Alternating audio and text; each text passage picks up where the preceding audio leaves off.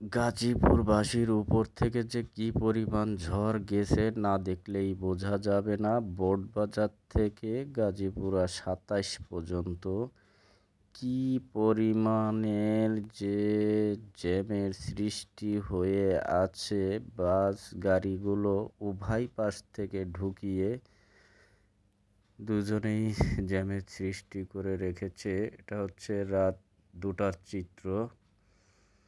পার হচ্ছি আমরা ১২টার সময় রওনা দিয়েছিলাম কোনাবাড়ি থেকে। ২টোর সময় আমরা টঙ্গী ২৭-এ পৌঁছাইছি।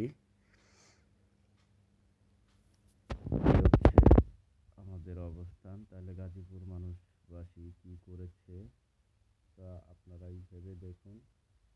তাদের যে কী পরিমাণ ভোগান্তি, কষ্টের শিকার, এবং এই তীব্র জ্যামের ভিতরে যে মানুষগুলো পড়েছে তাদের কী অবস্থা হয়েছে। এই জ্যাম কখন ছাড়বে, কীভাবে ছুটবে জানি না। আমি প্রথমে তো মনে করেছিলাম যে ভুল পথে ঢুকে মনে হয় আমি মাওয়া রিচা রোডে চলে আসছি। ফেরিঘাট ছাড়া এরকম তীব্র যানজট পড়ে না, কারণ সামনে রমজান মাস। আমি মনে করছিলাম এরকম একটা করে দিয়েছি, কিন্তু না, অবশেষে পার হয়েছি।